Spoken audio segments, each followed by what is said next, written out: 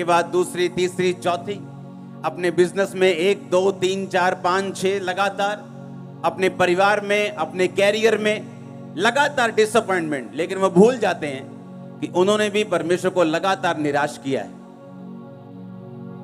और परमेश्वर ने कहा, क्या तुम नहीं जानते अन्य जातियां इन्हीं वस्तुओं की खोज में रहती हैं। मेरा वीजा लग जाए, मेरी शादी हो जाए, मैं बाहर चला जाऊं, मेरा कैरियर सेट हो जाए, मेरे बच्चे सेट हो जाएं। परमेश्वर ने कहा, अन्य जातियां भी इसी वस्तुओं की खोज में रहती हैं, पर तुम्हारा स्वर्गीय पिता जानता है तुम्हें इन वस्तुओं की जरूरत है। पहले तुम उसके स्वर्ग और राज्य की खोज करो, तो दुनिया की सब वस्तुएं तुम्हें पीछे पड़ के मिल जाएंगी। यह परमेश्वर का वायदा है तुम्हारे साथ। उसने कहा, अन्य जातियां भी तो इन्हीं वस्तुओं की खोज में रहती हैं।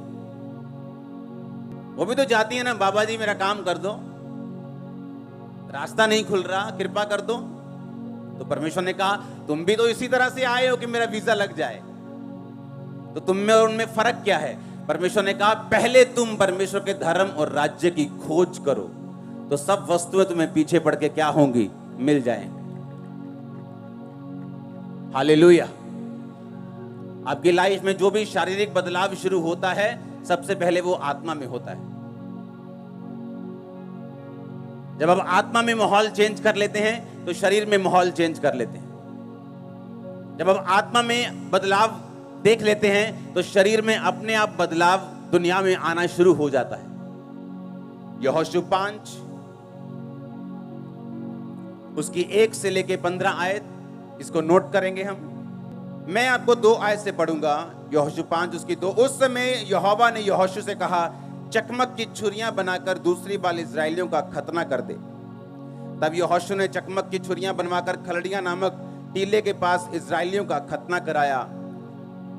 यहोशू ने जो खतना कराया, उसका कारण यह है कि जितने युद्ध के योग्य पुरुष मिस्र से निकले थे, वो सब मिस्र के निकलने पर जंगल के मार्ग में मर गए थे।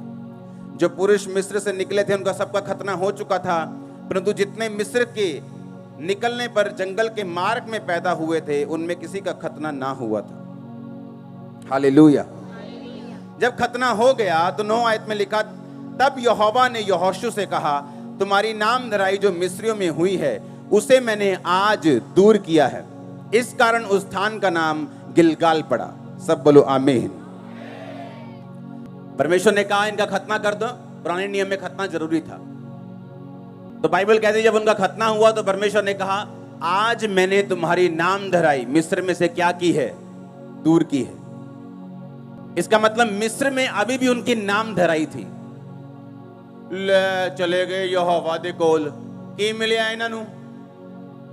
हाले भी धक्के खांदे जंगलां च, काम ते हले होया नहीं इन्हां दा।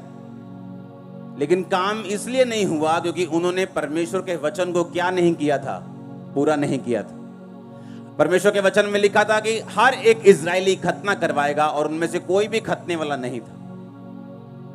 और जैसे ही उन्होंने परमेश्वर के वचन को पूरा किया, परमेश्वर ने कहा, आज मैंने मिस्रियों में तुम्हारी बेइज्जती दूर की है।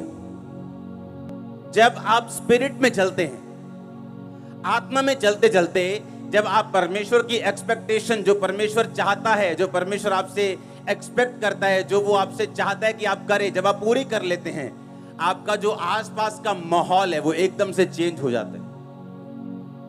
आपको नहीं मालूम होगा कि कौन सा आपका रिश्तेदार कब उसका दिमाग बदल गया और उसने आपको कहना शुरू कर दिया, यार मैं चर्च जाऊंगा।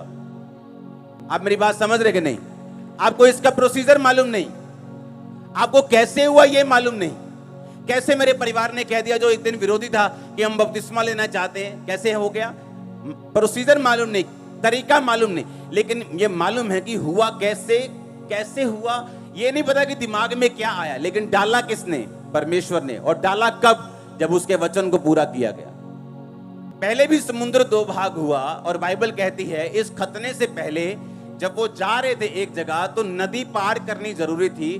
तो जिस तरह समुद्र 2 भाग हुआ था, यहोशू ने नदी 2 भाग की थी, पता है कि नहीं? और वो भी उस टाइम में जब बाढ़ वाला टाइम था, बारिश वाला टाइम था, और नदियां ओवरफ्लो बहती थी।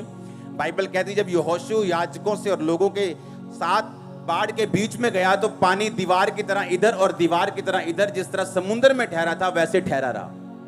इतने मिरेकल्स होने के बावजूद भी अभी तक इजराइलियों की नाम धराई, बेइज्जती मिस्र में दूर नहीं हुई थी, क्योंकि अभी तक वचन जो था वो पूरा नहीं हुआ था।